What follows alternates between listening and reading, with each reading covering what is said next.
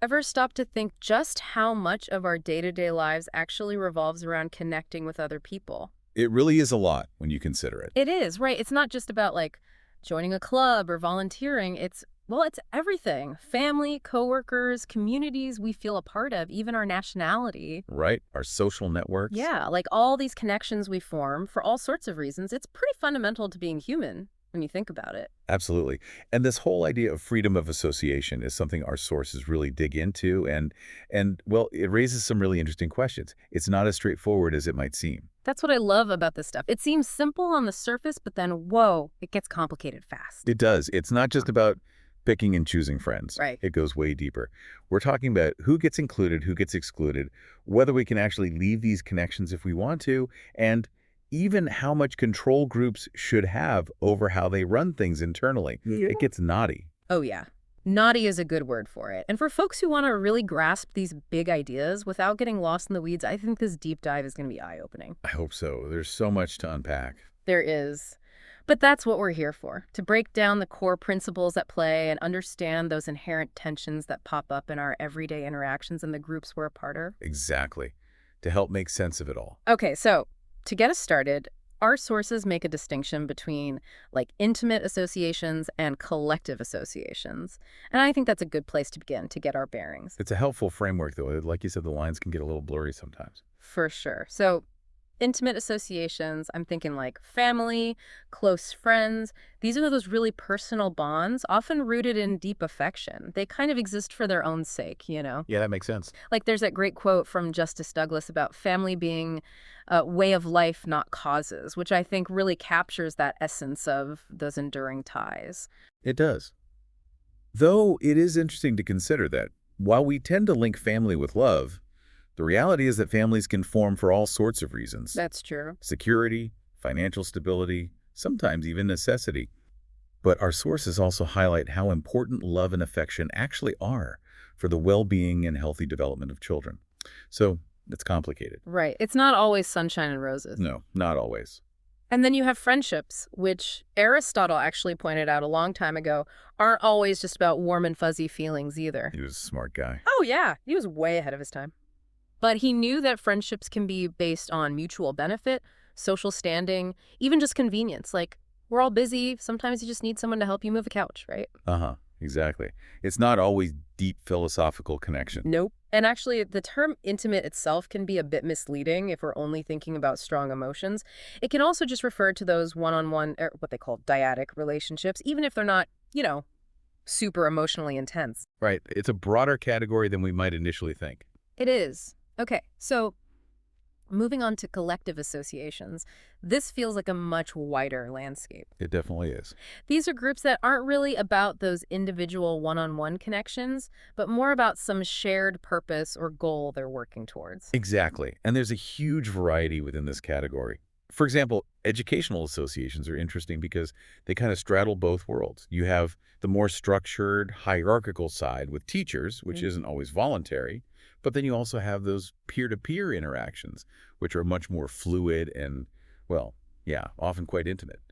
And the purpose can be instrumental, like getting ready for a career, but it's also about forming those social connections we were talking about. Yeah, school is such a formative experience for most people. It really is. It's where many of us really start figuring out how to navigate the world of associations. It is.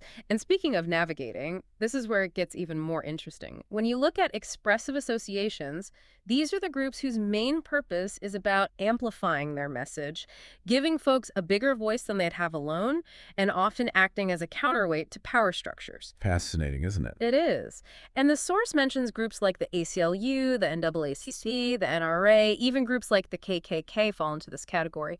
It's all about expressing a shared set of values or beliefs, often in a very public way. It's not just about getting the message out there, though. It's also about how these groups play a role in shaping and solidifying the identities of their members. Belonging to a group like that can really reinforce how you see yourself and the world. Absolutely. It's about finding your tribe, in a sense. Exactly, a sense of belonging. Okay. Then you have what our sources call recreational associations. Think your local chess club, a hiking group, that kind of thing. They're not primarily focused on broadcasting some message to the world. They're about the shared enjoyment of an activity or working towards getting better at something. Right. It's about the shared experience, the camaraderie. And then we get to commercial and professional associations, which, let's face it, take up a huge chunk of our lives. They do. It's our workplaces, trade unions, professional organizations, those sorts of things. And I think it's interesting what the source points out about the power dynamics in these associations. Yes, the often unequal power dynamic between employers and employees. Right. Yeah. It makes you wonder, like, how much freedom of association is there really in the context of work when, for many people, it feels less like a choice and more like a necessity? Like you have to work to survive. That's a really important point. And this is where that Marxist idea of the free association of producers comes in, right? Right. Where the workers have genuine control over the means of production. It does, because, yeah, if your alternative is, well, basically hardship or even worse. It makes you question how free that association truly is. It does. Okay, and then we have intentional communities, which kind of sit somewhere between a neighborhood and a full-blown nation. It's people coming together based on shared interests or ideologies. So you have things like communes, gated communities, and the source also mentions more, let's say, controversial examples, like far-right groups trying to preserve a specific culture or way of life. And these intentional communities are often very deliberate in their formation and membership criteria. It's about creating a space that reflects a particular set of values or aspirations. Right. They're choosing to live in a way that aligns with their beliefs. Exactly. It's a form of curated association. It is. And finally, we have national and state associations, those large-scale, non-voluntary entities that we're basically born into. These are the big ones, the ones that often shape the context for all our other associations. Oh, for sure. They exert so much influence over our lives, our laws, social norms, even just who we interact with on a regular basis. And so much of that is based on those defined borders, who's inside and who's outside. Exactly. Okay, so we've got a decent overview of the types of associations we're dealing with. We've laid the groundwork. We have. So now let's really dive into the heart of the matter. What does it even mean to have freedom of association? Like, what are we talking about here? Well, it's not as simple as just, doing what you want with whoever you want. Like, our sources explain it's more about a whole bunch of different rights and permissions all wrapped up together. Right. And it seems like John Stuart Mill had a pretty broad take on this. The freedom to come together with other consenting adults for any purpose that doesn't harm anyone else without the government interfering. And importantly, the freedom to choose which society best suits you. Mill was all about individual liberty. He was, and his harm principle is really central here. The idea that we should only mess with someone's freedom of association if it's causing clear harm to others. Which sounds pretty straightforward in theory. It does. But, like the source points out, Mill's view doesn't cover all the nuances. Oh, no, it definitely doesn't. Like, what about associations where consent is tricky, like when it comes to kids? Right. Or what about those seemingly consensual relationships where one person is being abused, but for whatever reason, neither party wants to leave? There's clearly harm happening, but it's all very messy. It is. So consent isn't always so clear-cut. And just because something appears consensual on the surface doesn't necessarily mean it's morally sound or should be automatically protected under freedom of association. That's a good point. It gets into a whole other realm of ethical considerations. It does. And this is where Wesley Hofeld's conceptual framework comes in handy. He breaks down freedom of association into these very specific legal and moral categories. Okay, break it down for us. So sometimes we have the permission to associate or not, meaning no one can force us to do otherwise. Like, I can't be forced to join a political party I don't support. Right, that makes sense. Or we might have a claim right against others interfering with our choices, even if those choices aren't, universally popular. Okay, I'm following. Then there's the power to change our associative status. Like when we join a club or get married, we're creating new sets of rights and responsibilities. And that power can be pretty significant. Oh, it can be. And lastly, there's immunity, where we're protected from others changing our associative status without our consent. Like when you become an adult, your parents can't dictate who your friends are anymore. You gain a certain immunity to their control. So we're talking about permission, claim right, power, and immunity. All these different aspects feed into what we mean by freedom of association. Exactly. It's a whole tapestry of interconnected concepts. It is. But the source also raises this really crucial question, and it's something we need to address. All of these freedoms to exclude, to exit, to organize autonomously, they all sort of assume that we're already a part of some association to begin with. What about the folks who are left out in the cold? That's a vital consideration. It is. The freedom of some can result in the complete exclusion of others. And that creates a real tension because they're then denied the potential benefits and support that belonging to a group can provide. Absolutely. Okay, so let's get specific. The right to exclude, this feels like a really basic aspect of any group, right? It's fundamental, Mm-hmm. especially for intimate associations like families. Right. Like a family wouldn't function properly if any random person could just, I don't know, insert themselves, right? Exactly. The source points out that capable family members need to have some say over who belongs for the family unit to function. It's about maintaining those close bonds, that sense of shared history and identity. And on an individual level, we need that control to exercise basic freedoms and build those meaningful relationships we were talking about earlier. But, and this is important, historically, the power to exclude in intimate associations has often been unevenly distributed. Think about the traditional role of patriarchs in families. Oh, absolutely. And even today, those power dynamics haven't completely disappeared. Nope. And the source highlights the feminist perspective, which emphasizes the importance of women having the right to exclude as well. For sure.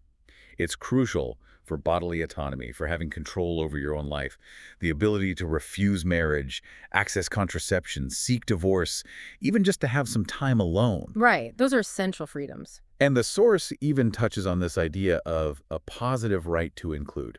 So it's not always about keeping people out. It can be about having the power to bring people in as well. Exactly. Like think about things like seeking reproductive assistance or adoption. Okay, so with all that in mind, where do we draw the line when it comes to excluding people from intimate settings? That's where it gets tricky. Haha, always gets tricky. It does. But first off, parents have a responsibility to ensure their children are, well, connected to other people, even if they aren't the primary caregivers. Right. Kids need social interaction. They do. So the concept of mandatory childcare, for example, highlights this tension. It kind of limits parental control in a way, but it's meant to guarantee that children are integrated into the social world. It's about ensuring that the kids are exposed to different people and environments. Exactly. It's a societal interest in their well-being. And then what happens when families split up? Divorcing spouses still have responsibilities, especially towards their children. It's true. And that limits the right to exit, in a way, because you can't just sever those ties completely, especially when it comes to maintaining the kids' relationships with both parents. Absolutely. So it's more complicated than just walking away. It is. And then there's this even more debated idea. Do families have a responsibility, maybe even an obligation, to help those who lack close connections altogether? That's a tough one. It is. The source mentions the example of the Blitz in Britain, where people opened their homes to strangers fleeing the bombings. You can see that as a duty, maybe even a social obligation, rather than just simple charity. Right, that sense of shared humanity in a crisis. Exactly. It speaks to our social nature and the potential for obligations beyond just our immediate circle. Which brings up a fascinating question in our age of technology. Could things like companion robots, or even hiring actors to fulfill those familial roles, offer a way to balance those potential obligations with individual freedom? It's a deep question. Can those artificial connections really replace human interaction? Or do we risk, commodifying and cheapening care and genuine connection? I think that's a huge ethical debate we'll have to grapple with more and more as technology advances. For sure. Okay, let's move on to collective associations. The right to exclude feels just as important here, but maybe for different reasons. It is. It becomes about preserving the group's identity, its values, its goals. A religious community needs to be able to define who aligns with its beliefs. A chess club needs to be able to say who's actually interested in playing chess. It's about maintaining the integrity of the group's purpose. It is. And the source points out how this need for groups to control their membership has often limited the state's power to intervene in those decisions. Right. The state can't just force any group to accept anyone. Exactly. Though, when the purpose of the association itself is disputed, or if those exclusionary practices are causing clear harm, the courts often have to step in and interpret those rights. Like in those landmark cases involving the Jaycees and the Boy Scouts of America? Exactly. Those cases really highlight the complexities involved. They do. Now, some people argue for an almost absolute right to exclude for any association, regardless of the reason. Like it's seen as a core part of freedom of association itself. That's a pretty hardcore libertarian viewpoint. It is. Thinkers like Epstein and Lomasky really champion that individual liberty angle. But the source makes a great point. Being excluded from a book club isn't the same as being excluded from the rights and protections that come with being a citizen of a nation. It's a matter of scale and impact. Right. So a more nuanced view might be that we need to look at each type of collective association and their purpose when considering how far their right to exclude extends. That makes sense. The context really matters. It does. Okay, let's look at expressive associations again. Their right to exclude feels particularly tied to those freedoms of speech and religion. Absolutely. For a lot of religious groups, being able to define their membership, even through things like excommunication, is seen as crucial for maintaining their spiritual identity. It's about protecting the core of their beliefs. It is. But the big ethical question here is about potential harm, both to those who are excluded and to individuals within the group who might hold different views. Like, how much dissent is tolerated? Where's the line? That's a big one. And these expressive associations also play a huge role in a functioning democracy, right? They do. They act as a check on state power, they give dissenting voices a platform, and they offer people a way to organize and advocate for change. Right. It's like that concept of a parallel polis, a space outside the formal structures of government where people can come together and engage in civic life. Exactly, and there's this idea expressive exclusion, which might sound counterintuitive, but it's actually crucial for healthy debate. So wait, explain that one. How can excluding people be good for democracy? Well, it allows different groups to form around different conceptions of the common good, even if those conceptions are fundamentally at odds with each other. And that tension, that back and forth between competing viewpoints, is what drives democratic deliberation. I see. So it's not about silencing dissenting voices. It's about allowing them to organize and make their case. Precisely. And it also fosters a sense of civic identity and belonging for those within the group. Like, we stand for this, and those who disagree are not part of our community. It's about drawing boundaries, defining what the group is and what it stands for. Right. It's about that feeling of solidarity, that sense of shared purpose. It is. Though, thinkers like Schiffers remind us that we should also think about associations as spaces for individual well-being. So not just about the big political stuff. Right, like associations can offer a sense of control, relaxation, a refuge from the stresses of everyday life. And bringing in people who hold radically different or challenging viewpoints could disrupt that sense of security and shared understanding. So it's about balancing the need for robust debate with the need for individual and collective well-being. Exactly. It's a delicate balance. It is. And the source also brings up the critique that the right to exclude, especially in certain contexts, can actually reinforce social inequality. Oh, for sure. Especially if there aren't many diverse options to choose from. Right. Like if everyone in your immediate social circles is pretty much the same, your choices are inherently limited, even if you have the freedom to exclude within that narrow range. Soon argues that true freedom of association needs a diverse landscape of options to flourish. It's like if you only have one grocery store in town, sure, you can choose not to shop there, but you still need to eat. Exactly. The choice becomes meaningless without real alternatives. Okay, what about commercial associations? It feels like the main driver there is profit, so exclusion is often about things like job skills and keeping the workplace running smoothly. It often boils down to efficiency and productivity. Right. But we can't ignore the power imbalance between employers and employees. Oh, absolutely. And that's where trade unions come in, right? Yeah, To try to balance that power dynamic and give workers a collective voice. exactly. And that whole concept of the closed shop, where you have to be a union member to work there, is interesting. It's a kind of forced association, but it's aimed at protecting workers' rights and ensuring fair treatment. Though it can lead to some pretty adversarial relationships between management and labor. For sure. It's not a perfect system, but it highlights that tension between individual freedom and the collective good. It does. It's about striking a balance between competing interests. And it feels like the reasons for excluding people in expressive and commercial associations don't really apply to recreational groups in the same way. Like, sure, a chess club can exclude someone who's constantly disrupting games. Right, that's about maintaining the basic functionality of the group. It is. But excluding someone based on their gender or race, that feels fundamentally different. It is. And McKinnon argues that recreational groups often have those criteria to maintain shared values, like teamwork and good sportsmanship. Right. It's about the ethos of the group. Exactly. But it can get blurry when that desire to preserve the activity within their specific group turns into exclusion based on prejudice. Right. Like if there's only one chess club in town and they exclude girls, that effectively denies those girls the opportunity to learn and play. And it perpetuates the idea that certain activities are only for certain types of people. It does. Okay, what about cultural associations? These are often formed around shared history, ethnicity, language, traditions, things like that. And the impact of colonialism on so many cultures makes this even more sensitive. It does. There's a strong argument for protecting the ability of those groups to maintain their unique forms of association. Right, to preserve their cultural heritage. Exactly.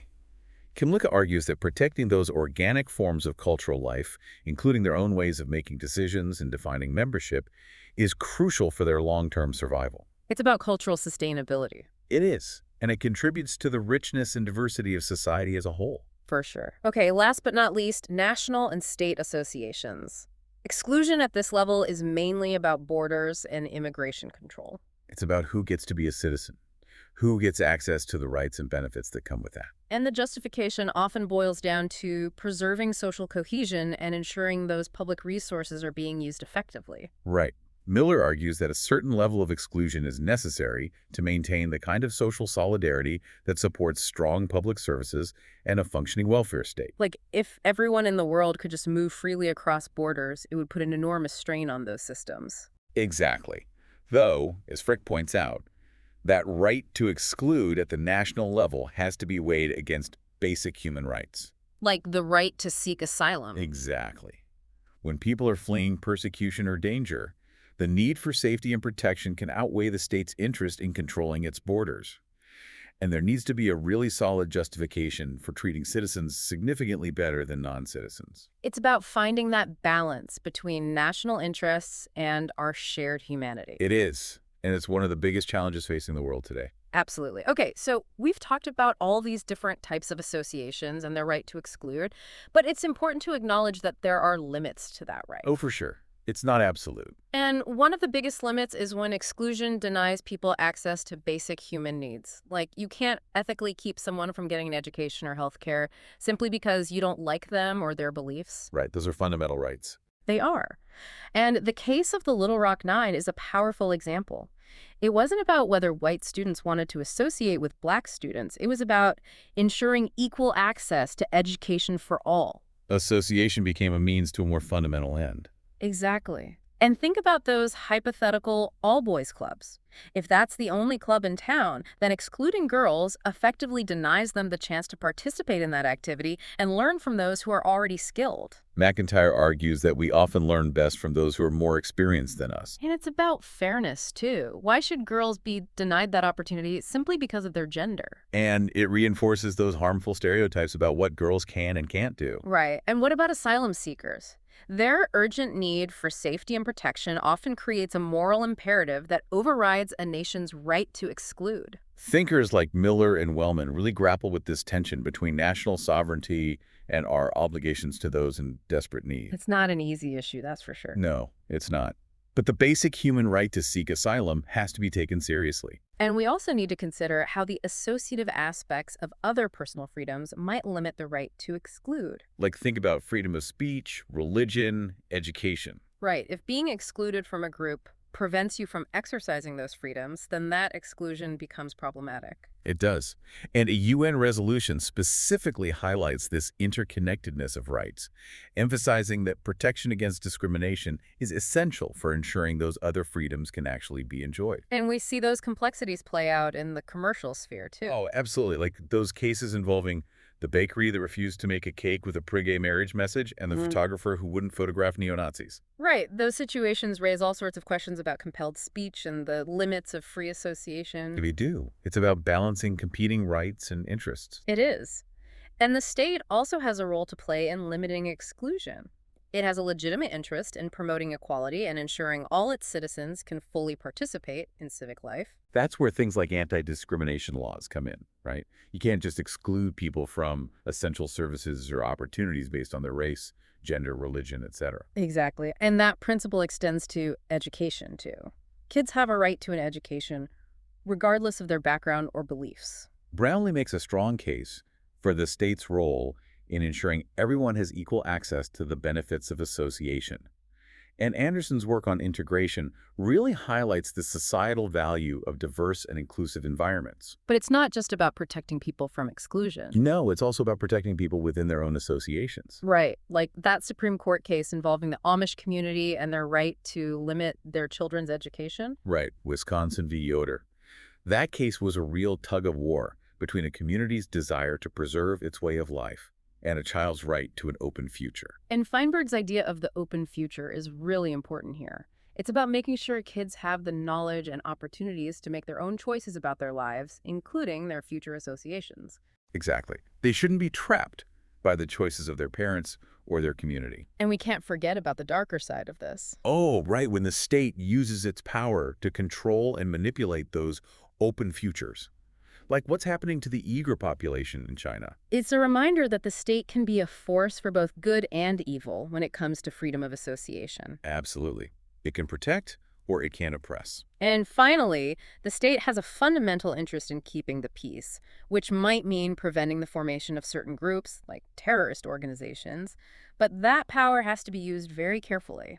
It does, because the line between preventing legitimate threats and suppressing dissent can be very blurry. It can. And history is full of examples where governments have used the excuse of national security to silence their critics and crack down on unpopular groups. Thinkers like Hooke and Whittington really emphasize how the perception of a threat can be used to justify all sorts of overreach. Right, like accusations of moral disorder or threats to anarchy have been used to justify all sorts of crackdowns on social movements throughout history. And the intentions of groups aren't always clear, which makes it even trickier. How do you determine if a group is a genuine threat or just exercising their right to free association? It's a tough call. And tactics like government infiltration and surveillance raise a whole other set of ethical concerns about the balance between security and freedom. It's a constant balancing act. It is. Okay, let's move on to the right to exit. This feels like the flip side of exclusion. If you're part of a group and you want to leave, you should be able to. That seems pretty straightforward. It does. But, like always, there are nuances. Always. The source mentions this idea that just remaining in an association implies ongoing consent, even if things are bad, as long as you're not being physically restrained. That seems pretty harsh. It does. Kukathis takes that line, arguing that choosing not to leave, even when facing hardship, means you're still consenting. But that doesn't account for all the things that might prevent someone from leaving. Like, what if you're financially dependent on your abusive partner? Or you're afraid of what will happen to your kids if you leave? Right. Those are real constraints. They are. And Galston offers a more nuanced take. He says that for a right to exit to be meaningful, certain conditions need to be met. Okay, I'm listening. First, you need to know what your alternatives are. So information is key. It is. Second, you need the capacity to actually evaluate those alternatives. So like if you're a young child or someone with cognitive impairments, you might not be able to fully understand the implications of leaving. Exactly. Third, you need the psychological independence to make that decision without being unduly pressured or coerced. Right. If you're constantly being manipulated or threatened, it's not a free choice. And finally, you need to be practically equipped to survive and thrive outside the association. So things like having a place to live, a way to support yourself, those are crucial. They are. So when you consider all these factors, it becomes clear that the right to exit isn't always so simple. It's not. And in some cases, like with young children and their families, that right might be very limited. It might. And think about the workplace. If your only option to avoid poverty is a particular job, your freedom to quit is pretty meaningless. Widerquist and Pateman argue that true freedom of association in the workplace requires a social safety net that allows people to say no to any job without facing destitution. Right. You need to have a viable alternative. You do. And leaving your country isn't easy either. It usually requires resources and another country willing to take you in. So even exiting a nation-state isn't always a realistic option. No, it's not. And there are even potential ethical limits to the right to exit. Really? Tell me more about that. Well, the source brings up this idea of the right to remain Uh-huh. as a way to support dissent within groups and push for positive change. So instead of just leaving, you stay and fight for what you believe in. Exactly. Okun argues that focusing solely on the right to exit might overlook the potential for valuable internal critiques and movements for change. Like, Think about Catholic women who are advocating for greater roles within the church. Right, they're not leaving, they're trying to change it from within. Exactly. And this raises questions about how much outside intervention is appropriate, especially when it comes to the state interfering in the internal affairs of private groups. It's a tricky balance. It is. And then there are responsibilities to dependents. Like, caregivers often have a limited right to exit family connections because of their obligations to their children or elderly relatives. Right, you can't just walk away from those responsibilities. And vows and promises can also create strong moral constraints on that perceived right to exit. Like if you've made a commitment to someone, it's not so easy to just break it. It's about honoring those commitments, even when things are difficult. It is. And education is another area where the right to exit is often restricted. Because kids need to be educated, right? They do. And that creates this tension between what parents want for their kids and the broader societal interest in socializing and educating future citizens. Right, like if parents want to homeschool their kids, that's their right. But society also has interest in ensuring those kids are getting a proper education and aren't being isolated from the wider world. Exactly. And the different approaches to religious schools in France and the UK illustrate how different societies try to balance those.